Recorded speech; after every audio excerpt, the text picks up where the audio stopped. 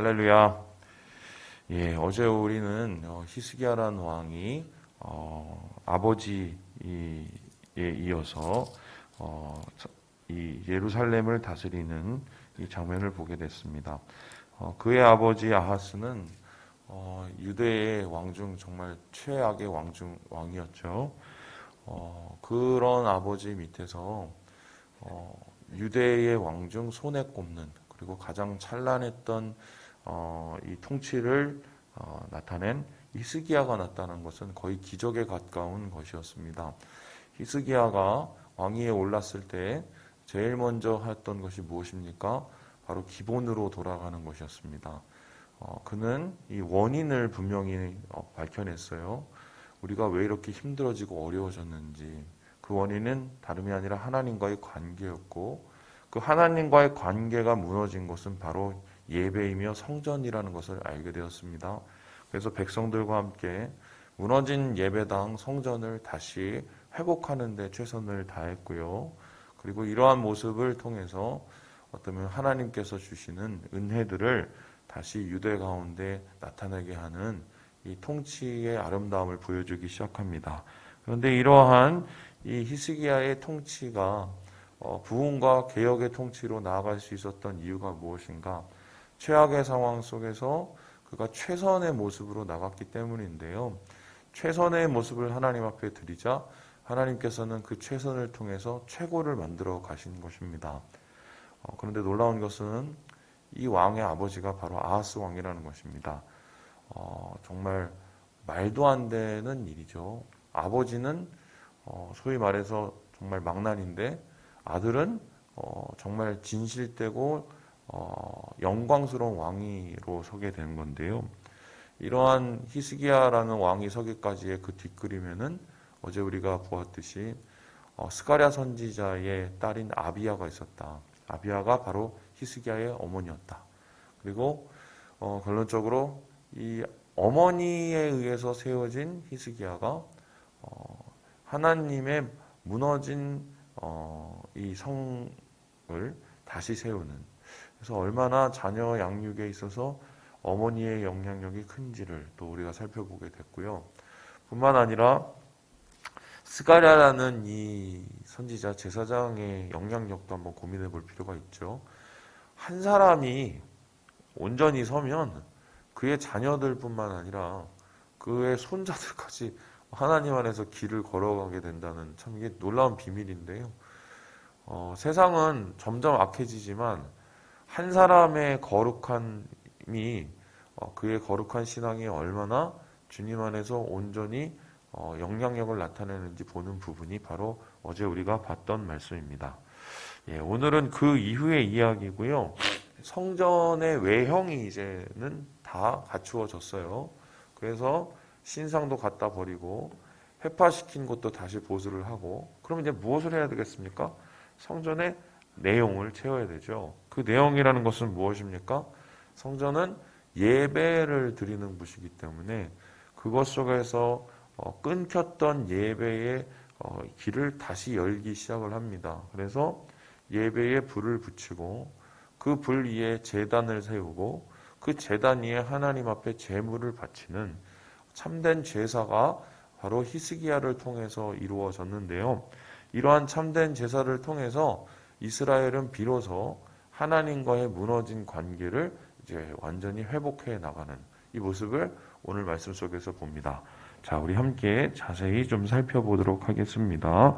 자, 우리 함께 24절의 말씀을 같이 한번 읽어보도록 하겠습니다. 24절입니다. 시작.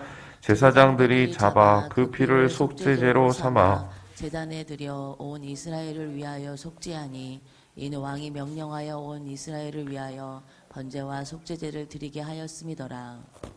오늘 보니까 이 제사장을 통해서 다시 끊겼던 제사를 하나님 앞에 드립니다.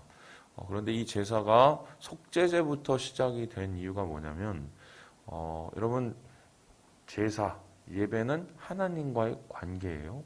그런데 그 하나님과의 관계와 만남이 있기 위해서 그것을 가장 가로막는 것은 여러분 아시는 것처럼 죄입니다. 그래서 우리가 하나님 앞에 기도를 하거나 예배를 하거나 또한 주의 말씀을 읽을 때 뭔가 그것이 해결되지 않는 무엇, 우리 마음속에 뭔가 막혀있는 그 무엇이 느껴진다면 그때는 바로 회개부터 먼저 시작을 해야 돼요. 그래서 히스기야 왕은 하나님 앞에 속죄함을 통해서 이전에 자기 아버지로부터 내려오는 이 거룩을 해치는 그 죄, 불경스러운 불의의 죄를 끊어냅니다. 그리고 끊어내고 이제 하나님 앞에 회개함을 통해서 속죄를 받아 이제 하나님과의 새로운 만남과 새로운 관계의 역사를 세워 나가게 되죠. 여러분, 우리가 하나님의 속성 중 가장 놀라운 속성이 뭐냐면 하나님은 긍휼의 하나님이시라는 겁니다. 긍휼의 하나님이라는 것이 아주 정확하게 증거되는 게 뭔지 아세요? 하나님이 우리가 회개하면, 우리가 죄를 고백하고 엎드리면 그 죄를 기억지 아니하신다는 거예요. 여러분, 만일에 하나님께서 죄를 우리가 속죄를 하나님 앞에 간청을 했는데 죄는 용서하되 죄를 계속 기억하신다고 생각을 해보세요. 하나님은 영원하신 하나님이시기 때문에 우리의 나중에 죽고 나서 뭐 천국에 간다고 해도 우리 죄를 얼굴 볼 때마다 다 기억하고 계신다고 생각을 해보세요. 이거 완전히 뭐 끔찍한 일이죠. 그런데 하나님께서 스스로 우리의 죄를 잊으신다고 말씀하셨어요. 지우신다고 말씀하셨어요. 이건 하나님이 우리를 아예 사랑하기로 이미 작정하셨다는 소리인데요. 바로 그러한 하나님의 속죄의 이 제사를 드림을 통해서 새로운 관계, 이게 희망입니다. 우리도 내려놓고 회개하고 돌이키고 엎드리면 주님 안에서 새로운 관계를 해 나갈 수 있어요. 물론 우리가 이미 앞에서 지었던 죄에 대한 그 보응을 우리가 그것을 좀 해결해 나가야겠지만 그거는 뭐 그 관계의 문제고 그 이후의 삶은 하나님과의 새로운 만남과 새로운 일을 이루어 갈 수 있다는 것인데요.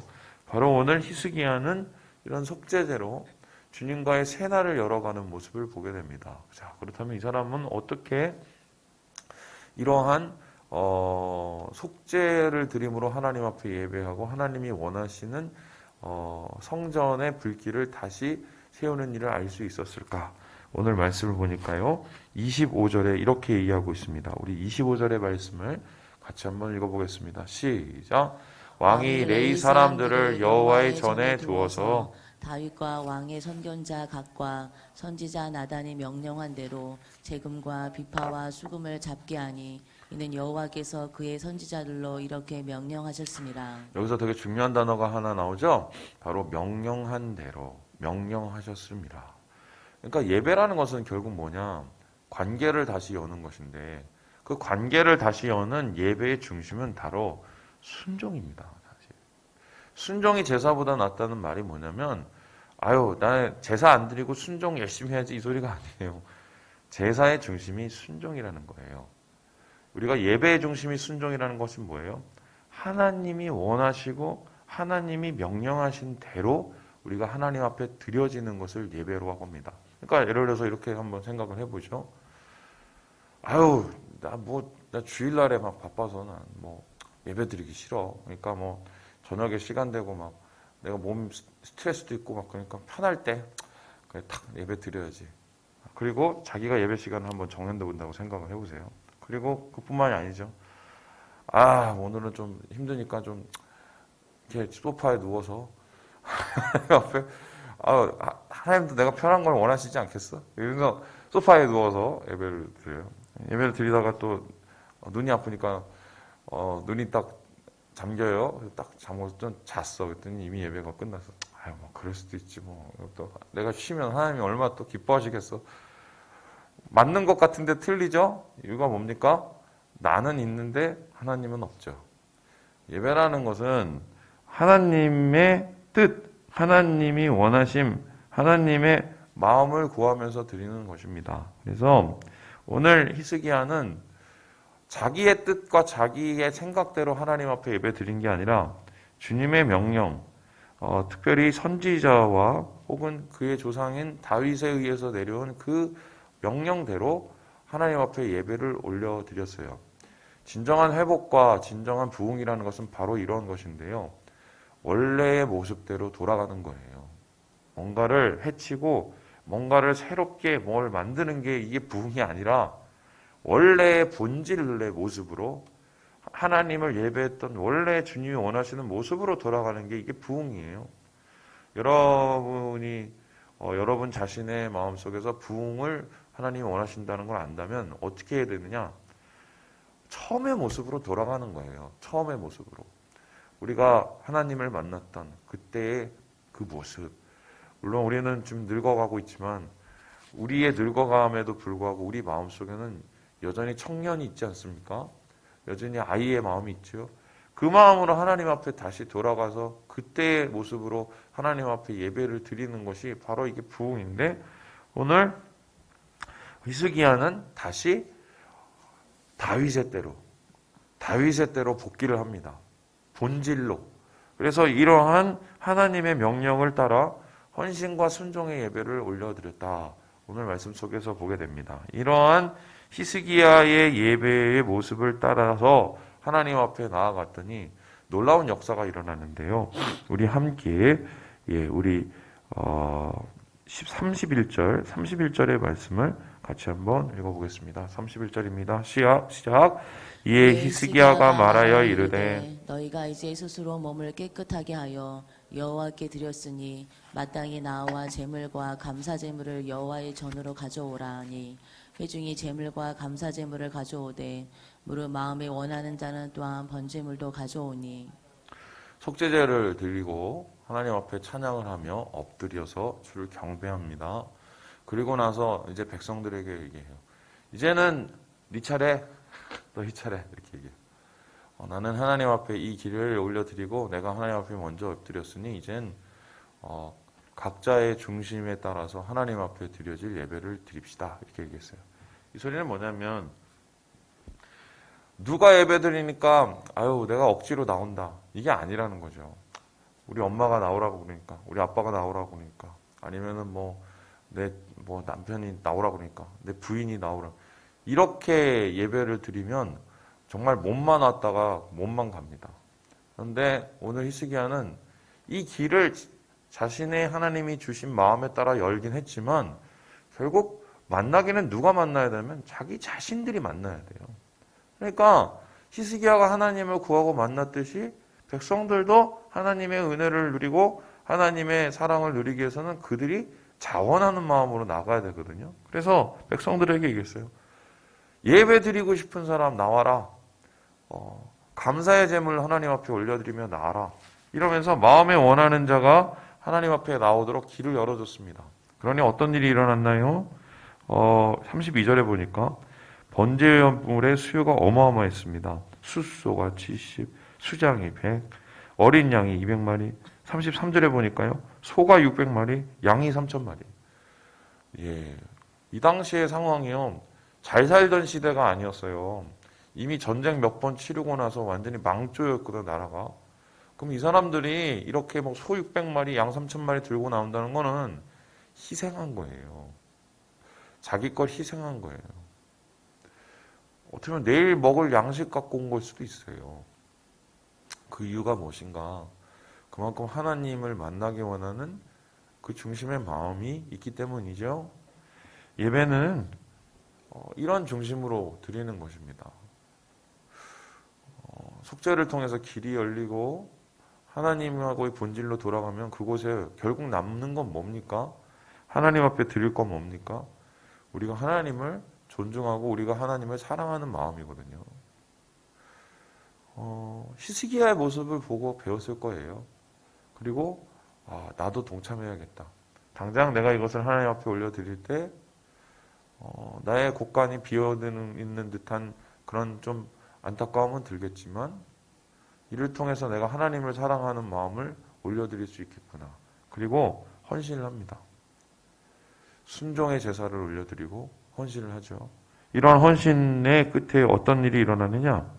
우리 함께 우리 36절의 말씀을 같이 한번 읽어보고 마무리하겠습니다. 36절입니다. 시작. 이 일이 갑자기 되었으나 하나님께서 백성을 위하여 예비하셨으므로 히스기야가 백성과 더불어 기뻐하였더라. 여기서 정말 잊고 있는 한 단어를 보게 되죠. 예비라는 단어입니다. 예비하신 하나님, 준비하신 하나님을 뭐라고 그럽니까? 여호와 이레. 아브라함의 예배가 회복된 거예요. 그러니까 여호와 이레. 히스기야는 갑자기 막 뭔가를 서두르고 시작한 듯 했으나 그 모든 것이 하나님께서 예비하심 가운데 있겠다. 함께 하셨다. 동행하셨다. 형통이죠, 이게 형통. 그 형통 속에서 히스기야는 백성들과 함께 기뻐하였다. 먹을 것과 입을 것이 아무리 많아도 우리의 가진 것들이 아무리 우리의 주머니에 두둑해도 우리의 마음에 기쁨이 없으면 없는 거예요. 그 기쁨은 바로 주님과의 관계 속에서 이루어지는 거거든요. 뭐 조금 늦긴 했지만 제가 제 얘기 좀 하나 하고 마치도록 하겠습니다. 그 이번 주에 이제 설교 준비를 하는데 어떻게 잠을 저 금요일 날 토요일 날 이렇게 못 잤어요. 그래서 잠이 안 오더라고요. 금요일 날 저녁에서 뜬 눈으로 세우고 이제 토요일 날 나왔는데 그 새벽에 예배를 드리고 어떻게 또 일이 또 계속 있어갖고 저녁까지 계속 그냥 뜬 눈으로 거의 한 40시간을 넘게. 저녁이 되니까 이게 되게 힘들어져서 집에 들어갔는데 말씀을 준비해야 되는데 준비하다가 그 의자에서 잤어요. 모르고 잤더니 눈을 떠보니까 침대에서 자고 있더라고요. 한 5시간을 이렇게 저도 모르게 잤어요. 근데 갑자기 이제 보통 같았으면 이제 막 쪼여오는 게 있거든요. 이 설교 준비는 아무리 해도 이게 항상 이게 부담이 되기 때문에 이게 쪼여오는 게 있는데 눈을 딱 떴는데 진짜 오랜만에 느끼는 그 평안함이 그 하늘로부터 내려오는데 이해가 안 되더라고요. 새벽 3시에 그래서 막 혼자 찬양하고 기도하고 감사하고 막 이렇게 막 너무 행복한 거예요. 이게 행복한 일이 없었어요. 별로. 오는데 너무 행복한 거예요. 그래서 하나님 설교 준비도 다 못했는데 왜 이렇게 행복하죠? 너무 평안하고 행복하고 그러다가 제가 이제 든 생각이 아니 설교를 잘하고 못하고의 문제가 아니라 이게 다 주님과의 이 행복함과 기쁨을 누리기 위해서 하는 일들인데 왜 이렇게 내가 항상 쫓겨 사냐만 생각이 막 이런 생각이 들면서 또 그것도 어떻게 보면 우리 성도들에게 참 미안한 것 같다는 생각이 들더라고요. 그래서 그 부분을 하나님 앞에 좀 올려드리고 좀 감사함으로 뭔가를 시작했더니 좀 마음이 한결 되게 편해졌어요. 그날. 그래서 정말 오랜만에 느끼는 행복이었어요. 이유를 잘 모르겠어요. 뭐 머릿속에 무슨 호르몬이 분비됐는지는 잘 모르겠는데 여러분 그런 것 같아요. 많이 가진다고 열심히 한다고 연적이 산다고 행복한 게 아니에요. 주님과의 관계에서 누려야 돼요. 우리가 드릴 최선을 드리되 하나님께서 주실 아름다운 것들을 기대하면서 누리는 삶이 하나님 안에서 평안의 삶이요 기쁨의 삶이거든요. 오늘 히스기야가 여호와 이레 하나님을 만나고 누리며 기쁨을 얻었듯이 우리 사랑하는 성도 여러분 오늘 삶 가운데서 그러한 기쁨을 찾아내시고 주님께 구하시고 주님과 함께 오늘 하루를 행복하게 살아가시는 우리 사랑하는 주의 성도들 되시길 주님의 이름으로 축원합니다.